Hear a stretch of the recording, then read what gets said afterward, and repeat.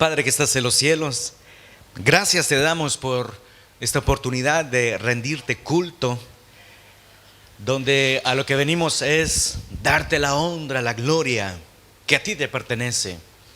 Y además de eso, compartir entre hermanos y hermanas nuestra fe, nuestra alegría o quizás tribulaciones, para que juntos podamos ir delante de ti. Además de eso, también nos permites meditar sobre tu palabra y de esa manera escuchar tu voz, hablando no solamente a tu iglesia, sino a cada persona aquí presente. Permite pues que nuestros corazones puedan recibir tu palabra, no tengan barreras ni un escudo natural en contra de tu palabra, sino que cual espada ella pueda traspasar nuestros corazones, cual martillo ella pueda destruir todas las barreras que nosotros elevamos contra tu palabra. Oh Santo Espíritu, oramos y rogamos, háblanos en esta tarde. Habla a tu pueblo, ya que no solo de pan vivirá el hombre, sino de toda palabra que sale de tu boca. Por ello edifica a tu pueblo, Señor. Salva a aquellos que están perdidos, que viven sus vidas sin ti, oh Dios. Reconcíliate con ellos. Sálvales, oh Dios. Aquellos que se han alejado de ti puedan regresar. En el nombre de Jesús, haz la obra que nosotros no podemos hacer, enviando tu palabra, y que nuestro corazón, como ha sido enseñado hasta hoy, tenga un terreno fértil y ahí pueda crecer tu palabra. En el nombre de Jesús te lo pedimos. Amén. Vamos a abrir la Biblia, hermanos, en el Evangelio de Mateo, capítulo 5. ¿Se acuerdan que estamos estudiando las bienaventuranzas? Ya cubrimos los primeros versos y la primera bienaventuranza. Hoy nos toca ver la segunda bienaventuranza, que se encuentra en el verso 4, capítulo 5 del Evangelio de Mateo, versículo 4.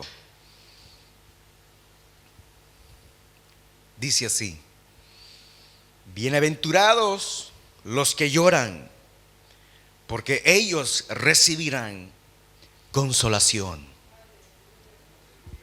Amén. ¿Se acuerdan, hermanos, que habíamos introducido estas bienaventuranzas que se encuentra dentro del Sermón del Monte, que es del capítulo 5, que va del capítulo 5 al capítulo 7 del Evangelio de Mateo? ¿Se acuerda que hemos dicho de que ese es el discurso del rey? Que el Evangelio de Mateo presenta a Jesús como el rey prometido a la nación de Israel. Y por lo tanto es que él va a abordar el tema del reino de los cielos.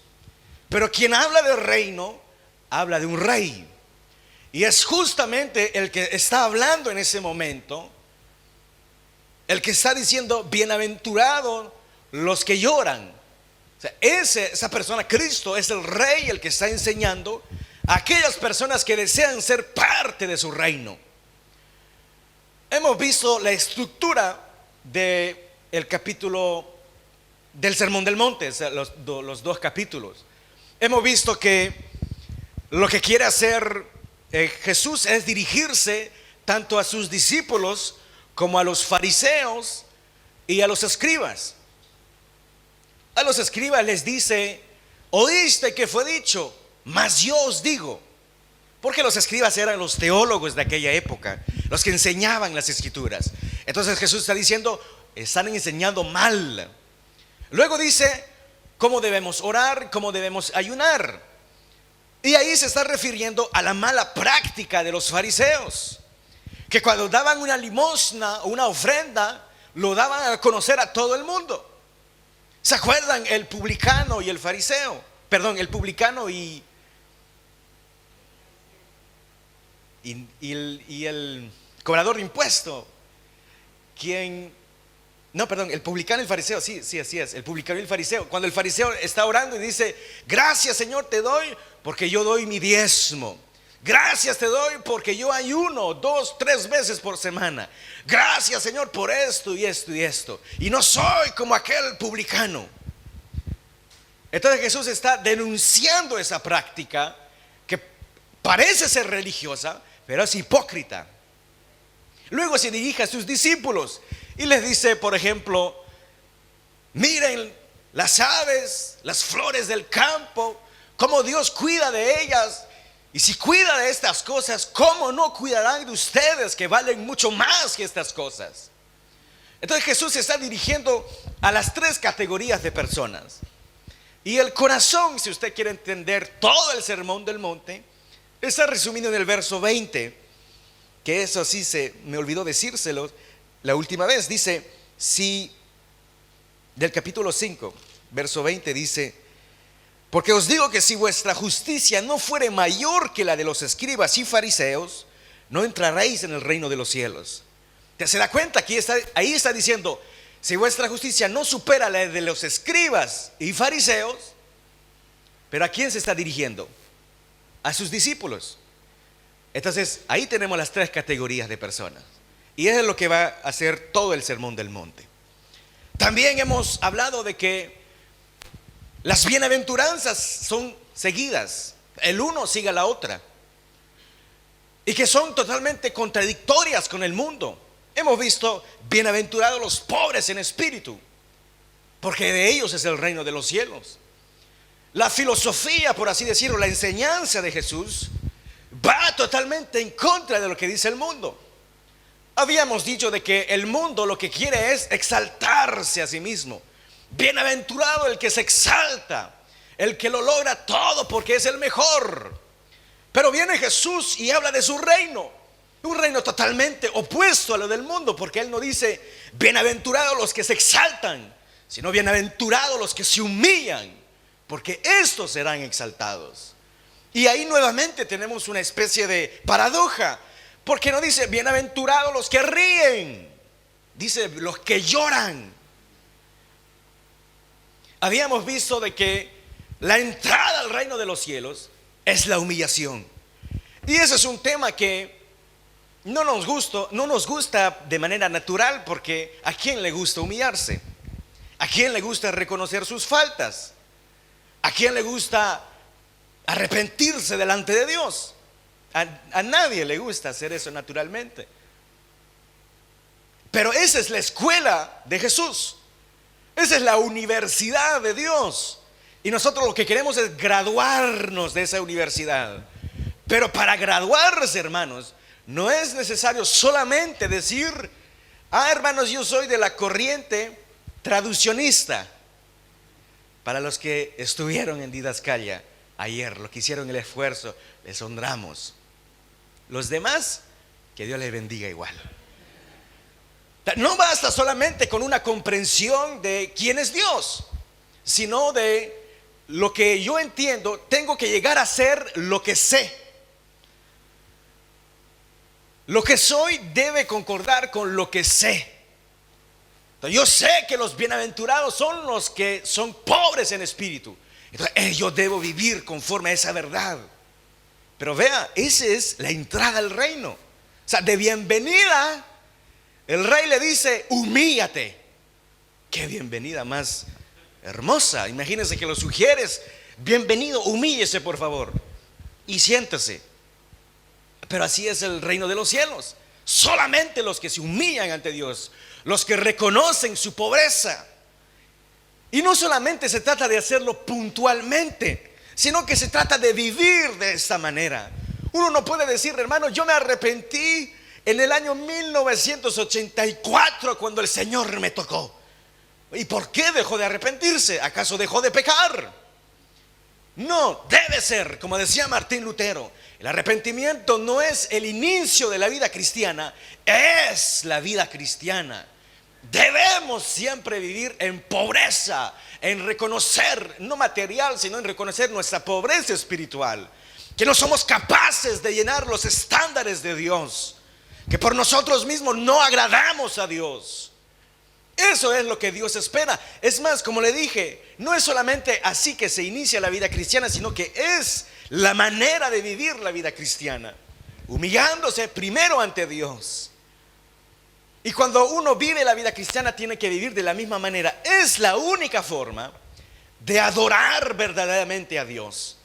Porque cuando nosotros cantamos, decimos: Señor, te exaltamos. Pero ¿cómo podemos exaltar nosotros a un Dios infinitamente grande? ¿Cómo nosotros, pequeños, débiles, que a veces a la fuerza venimos aquí, vamos a exaltar a Dios? ¿Cómo usted puede exaltar a Dios? ¿Cómo Dios puede parecer exaltado frente a su iglesia cuando Él ya es exaltado por sí mismo? Bueno, la respuesta está en humillarse delante de Él. Le voy a dar una ilustración. Usted ya fue a la Torre Eiffel, ¿verdad? Los latinos que regresan a sus países de vacaciones, claro, nuestros familiares allá, amigos, se ilusionan con la Torre Eiffel. Pero usted se hace el aburrido. Sí, yo la veo todos los días y nada impresionante. Bueno, cuando la primera vez que la vio, me encanta a mí cuando me dicen: ay, un hermano que viene de tal país, hay que hacerle visitar París. Y lo primero es la Torre Eiffel. Pero me encanta llegar por una parte donde hay árboles, entonces no se ve la Torre Eiffel. Y de pronto se ve, pero se ve inmensa la Torre Eiffel. Pero si nosotros la miramos de lejos, nos ve pequeñita. Es cuando a medida que usted se va acercando, que se va engrandeciendo. Si usted estuviera en un helicóptero, la Torre Eiffel le parecería pequeña. Pero si usted se pone de rodillas frente a la Torre Eiffel, le parece inmensa. De la misma manera, nosotros exaltamos a Dios cuando nos humillamos. Entonces, cuando nos humillamos, es ahí que vemos la grandeza de Dios. Es cuando reconocemos nuestra miseria, que vemos la grandeza de su misericordia. Es cuando vemos nuestra pobreza, nuestra miseria, nuestra pecaminosidad, que reconocemos su gran santidad. Pero siendo pobres, el orgulloso es aquel que vuela en helicóptero y dice: yo no necesito de Dios. Yo tengo mi trabajo por mi propia cuenta. Yo me casé porque soy guapo y mi esposa no pudo resistir. Yo tengo hijos porque soy macho. Y así yo logro mi vida porque soy el que soy. Esa persona vive en un helicóptero. El problema es que la gasolina se va acabando y un día se va a estropear. Pero ese día, si no es hoy, puede ser tarde. Entonces, ¿cómo podemos exaltar a Dios? ¿Cómo podemos verlo en su magnificencia? Siendo pobres en espíritu. Entonces, si Dios dejó de impresionarlo a usted, es porque usted tomó el helicóptero del orgullo y de la soberbia. Pero hoy el llamado sigue siendo el mismo: humillaos bajo la poderosa mano de Dios. Y esa es la entrada al reino de los cielos. Bienaventurados los pobres en espíritu. Eso es lo que vimos la última vez. Hoy dice: bienaventurados los que lloran. Y como le dije, la persona que reconoce su pobreza espiritual no puede quedar de acero. Si yo reconozco que soy pecador, ¿y qué? Esa persona no ha reconocido todavía su pecaminosidad. Pero aquel que se arrepiente, aquel que reconoce que sin Dios no es nada, que no hay escapatoria para salvar su alma, su vida, si no es Dios, esa persona que reconoce eso, llora su propia miseria, llora el hecho que no puede agradar a Dios con sus propios méritos. La señal, decía William Gurnall, un puritano, él decía: la señal de un bebé que va a nacer, o más bien, la primera acción de un bebé que acaba de nacer es llorar. Tiene que llorar el bebé. Es más, tiene que llorar. Y si no llora, bienvenido a la vida, primer palmada. Y se pone a llorar. Y William Gurnall decía, en la vida cristiana lo mismo. El que ha nacido de nuevo comienza su vida cristiana llorando su propia miseria. Bienaventurados los que lloran. Recuerdan que estamos en la temática de las bienaventuranzas. Eso significa que Dios está interesado en hacerlo feliz a usted. Dios lo quiere ver feliz. Claro, no los estándares que usted tiene de la felicidad. No, los estándares de Dios. La felicidad no es tener el último auto, el mejor trabajo, la mejor casa, vivir en un país en paz. No, Jesús ahí está hablando a personas que viven esclavos del imperio romano. Sin embargo, está hablando de felicidad, porque la felicidad de la que habla Jesús es la felicidad que viene del corazón. Una felicidad interna, no construida por la sociedad, sino construida por el Rey del reino de los cielos.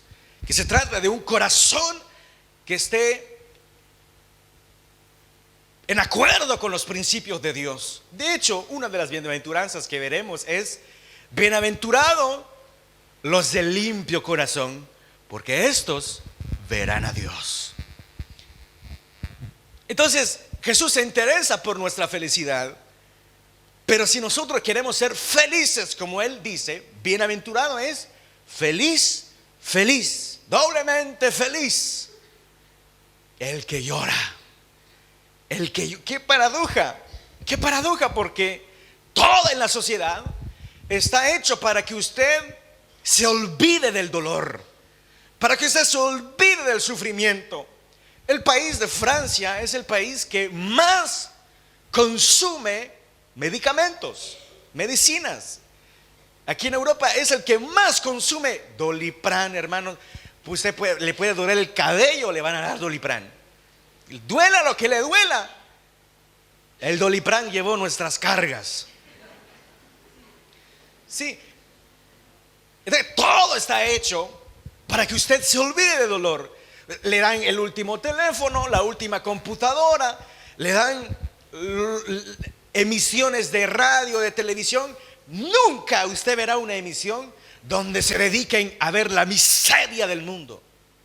Solo en los teletones. Y eso porque en los teletones, si usted se da cuenta, es una emisión para recolectar dinero. Pero ¿qué hacen ahí? Ahí invitan a los artistas para que canten, para que se rían, para que se diviertan. Incluso cuando se trata de la miseria del mundo, lo hacen riendo. No de la miseria, ¿verdad? Pero lo hacen de tal manera que usted se olvide del dolor y del sufrimiento.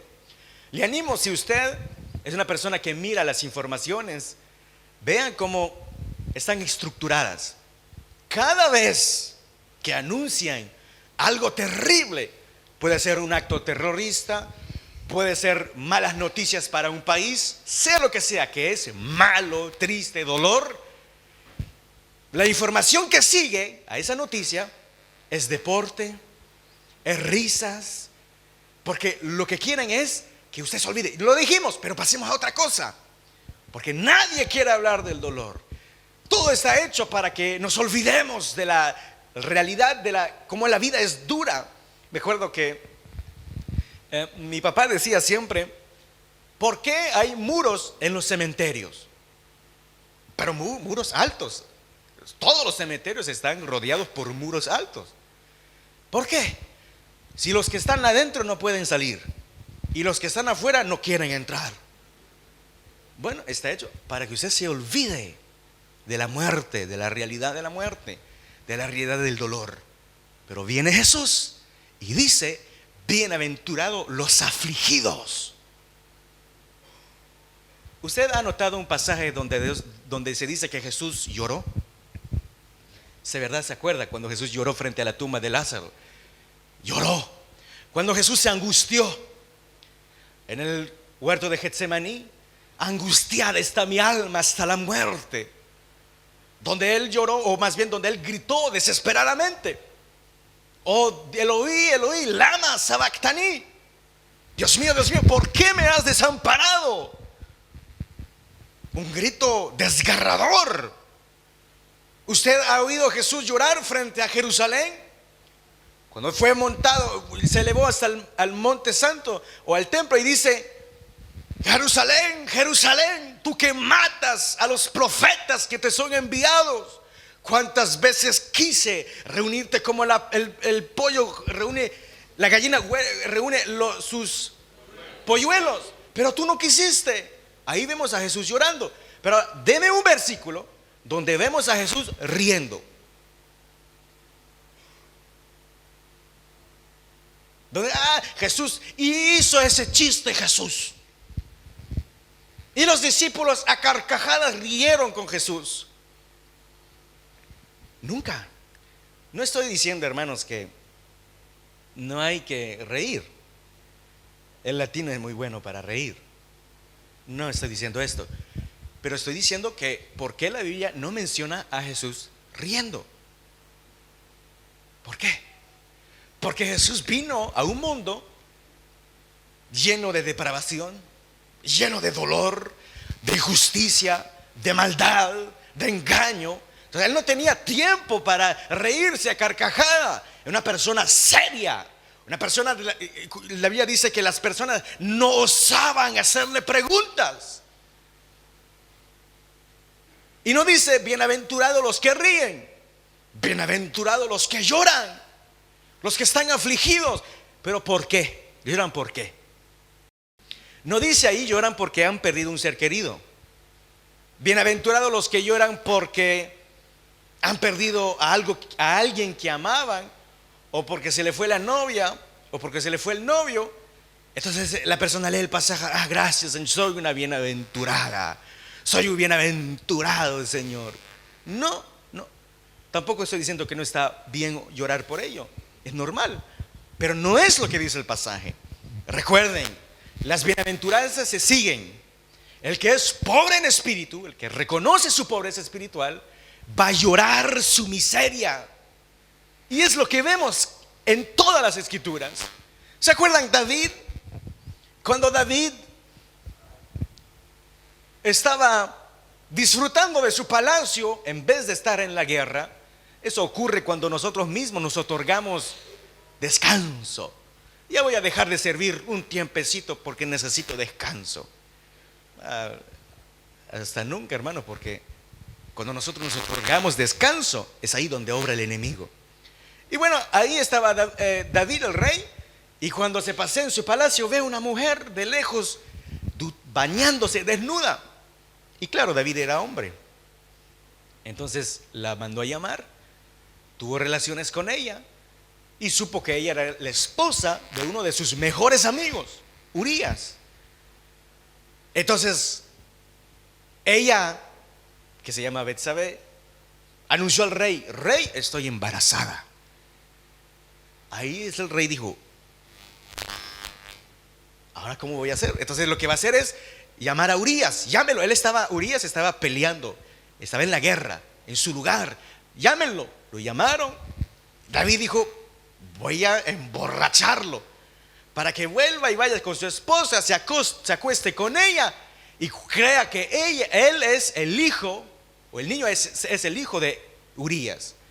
Entonces David hace eso, lo emborracha, pero Urías, en borrachera y todo, se acostó frente a la casa real. O sea, no se fue a su casa.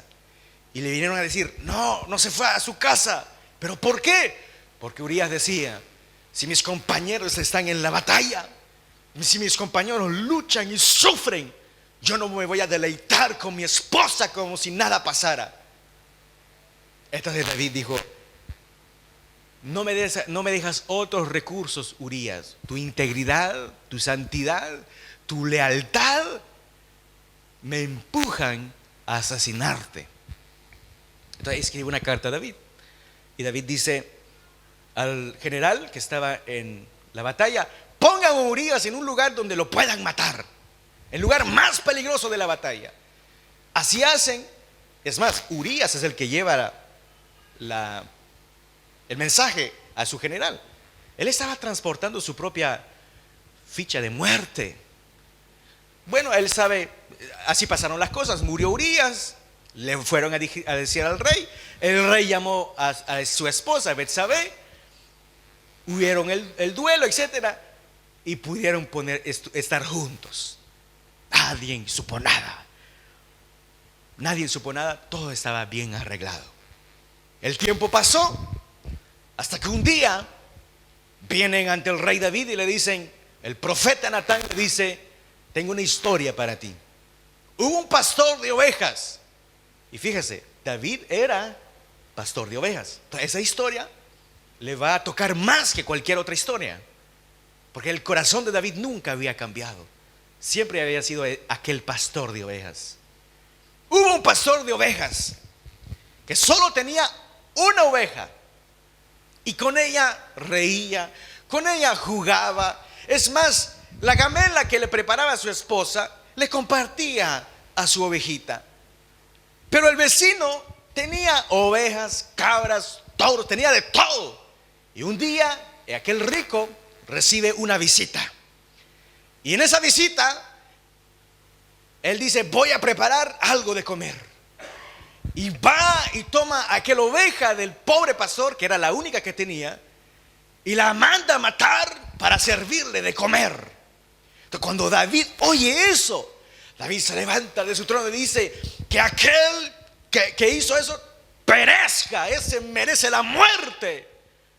Y el profeta se levantó y lo apuntó y le dijo, tú eres ese hombre. ¿Tú crees que Dios no te ha visto? Dios te miró y te vio y te dio el tiempo para arrepentirte, pero no lo hiciste.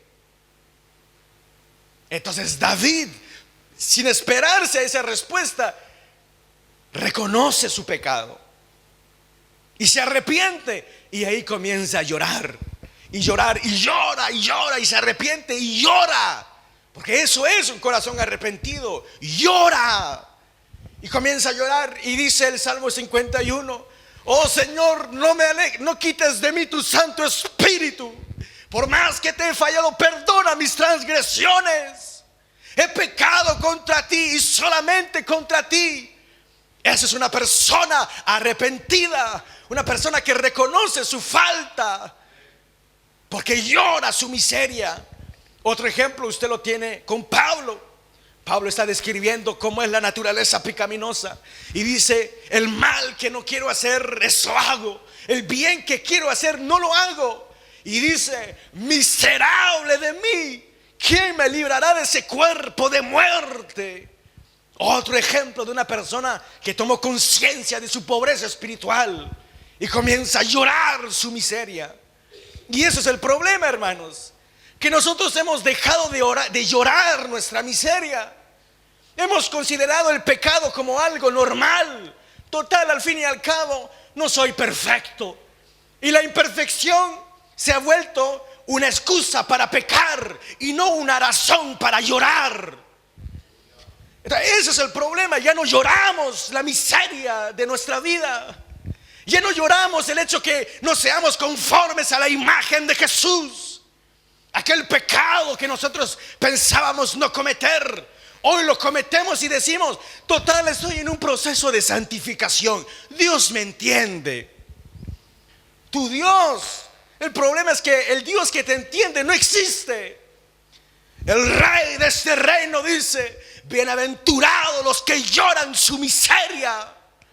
Y ese es el llamado de Dios para nosotros hoy. Lloren su propia miseria. Lloren el hecho que ya no hablan de mí, que viven según sus propios estándares y se han olvidado de mi palabra. Eso es lo que está diciendo Jesús ahí. Bienaventurados los que lloran y reconocen su miseria. Te quiera Dios que nosotros seamos de esas personas que no dejamos de llorar y llorar y llorar.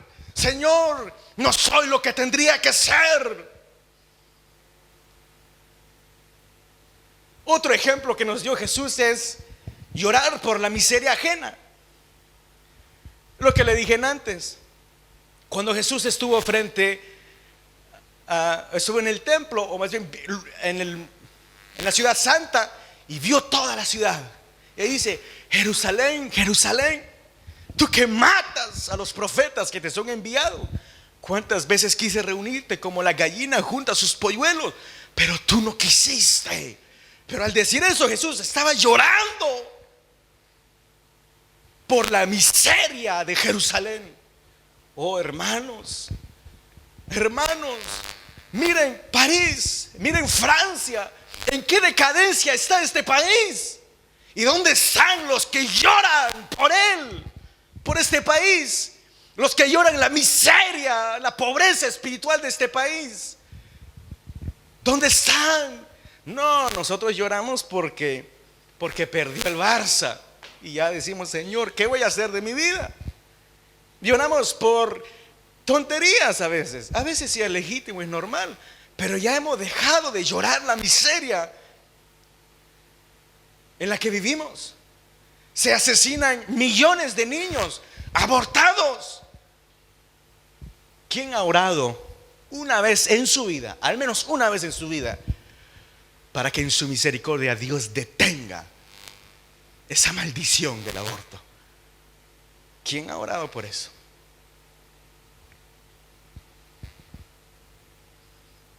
Muy pocos. Si es que los hay, muy pocos. Jesús nos enseña, bienaventurados los que lloran. Volvamos a llorar. El problema del cristiano latino es que es una persona muy sentimentalista. Es decir, si nosotros, yo recuerdo una vez estaba aquí en el culto y vino un amigo de mi escuela, me había invitado, y bueno, como él era francés, yo le traduje del español al francés. Pero él estuvo en toda la reunión, estaba también en la alabanza. Y cuando me dice, me ve, y yo estaba así, con la cara así, con esa cara que a mí, al menos a mí, me parecía automática. Se hablaba de adoración y ya. Entonces él me dice, no me dijo nada, me tomó de la espalda, me dijo, no te preocupes, me dijo. Y yo dije, ¿pero por qué me dijo eso? Entonces, ahí reflexioné y dije, mi cara, es que mi cara fue automática. No estaba llorando, o sea, no estaba tocado, no es que el espíritu me había tomado o había entendido algo y me puse a llorar. No, era automatismos. Así es el latino, emocionalista. A veces oramos y pensamos que Dios se apiada de nuestra voz. Señor, tú sabes, Señor. Y comenzamos a llorar.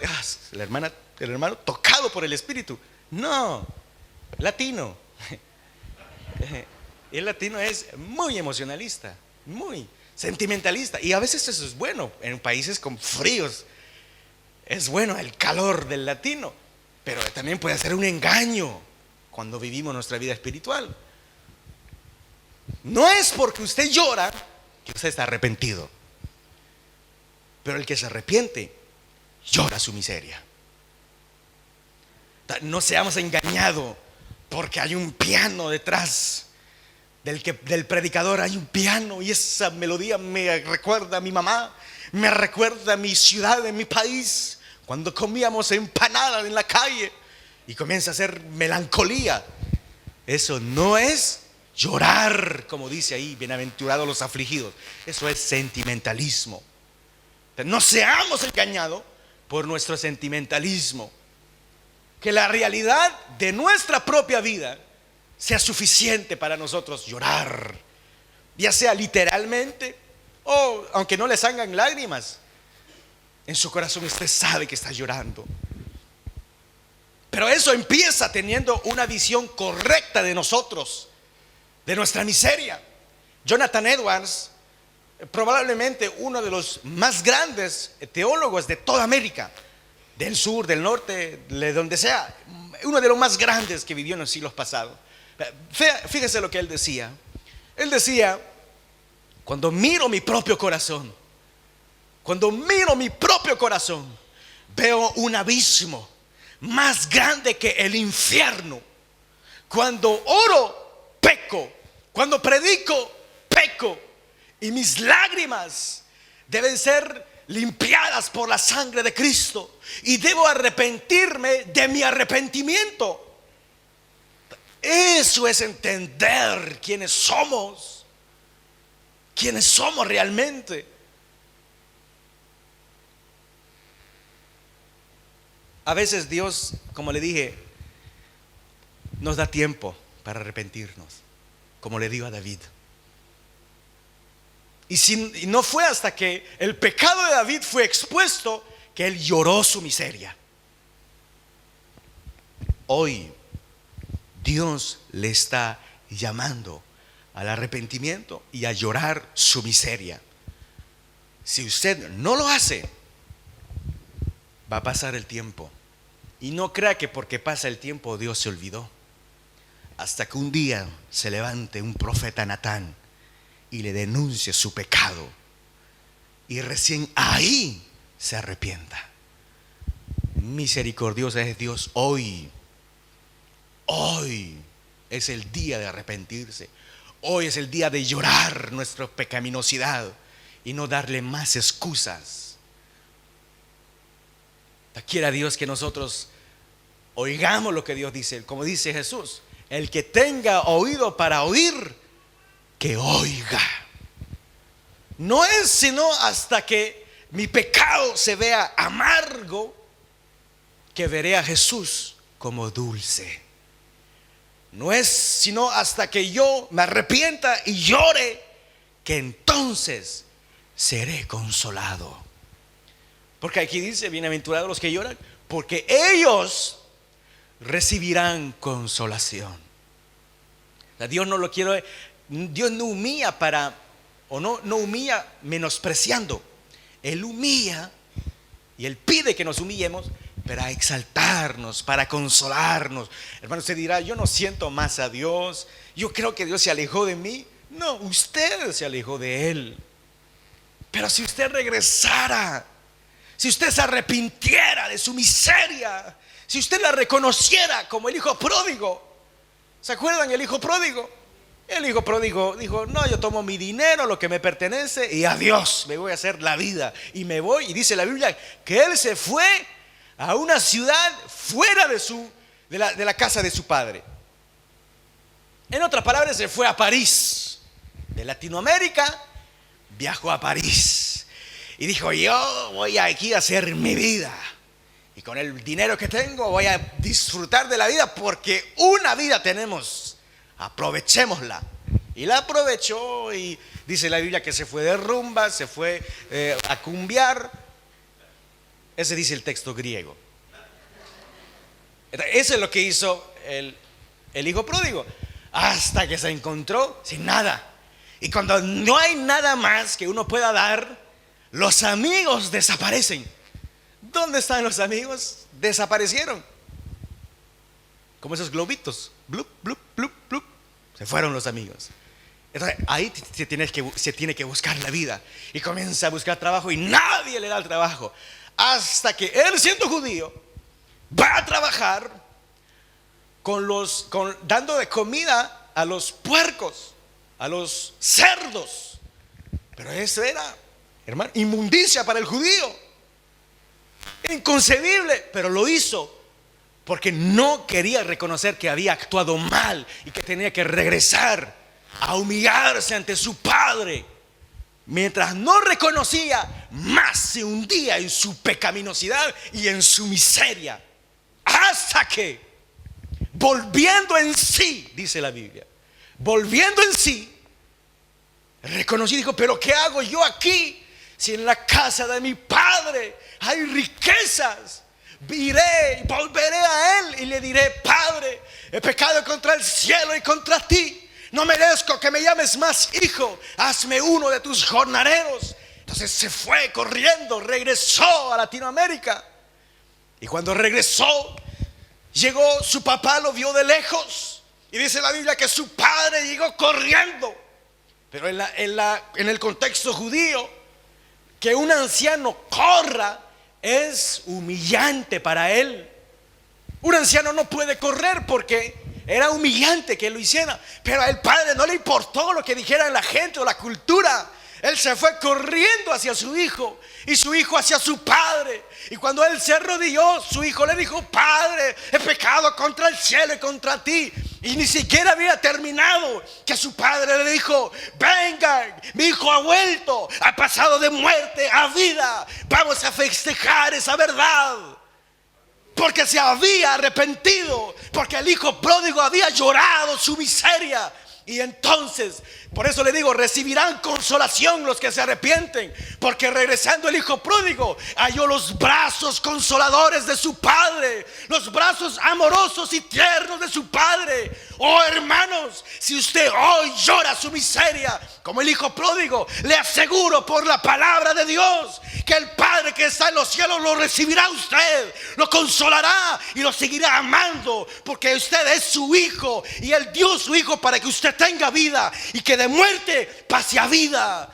Pero quiera Dios que nos arrepintamos, quiera Dios que lloremos nuestra miseria, y entonces el Dios de los cielos tendrá misericordia de nosotros. Entonces el Padre que vive y reina tendrá misericordia de usted, de su familia. Pero arrepiéntase, llora su miseria, y le digo lo que dice la Biblia: será bienaventurado porque recibirá consolación.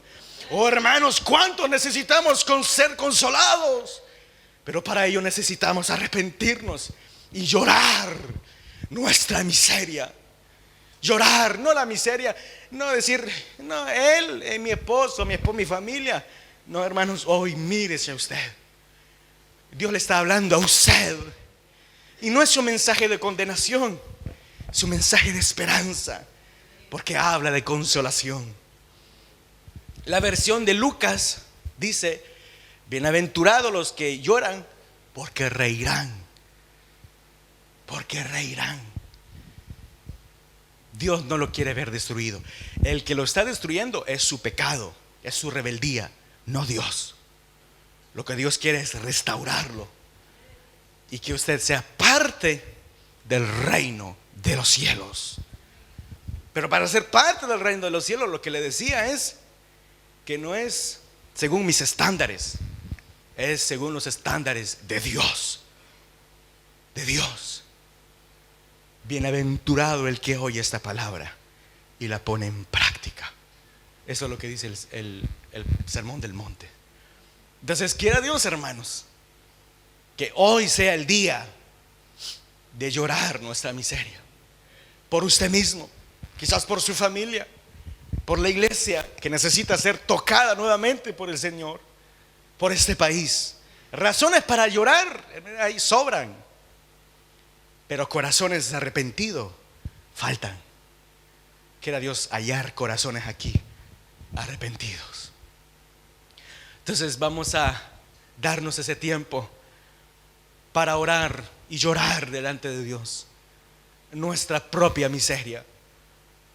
No culpe a nadie. Usted no necesita de nadie para pecar. Entonces quiera Dios que hoy esté su corazón y usted delante del Dios misericordioso. Bienaventurados los que lloran, porque recibirán consolación.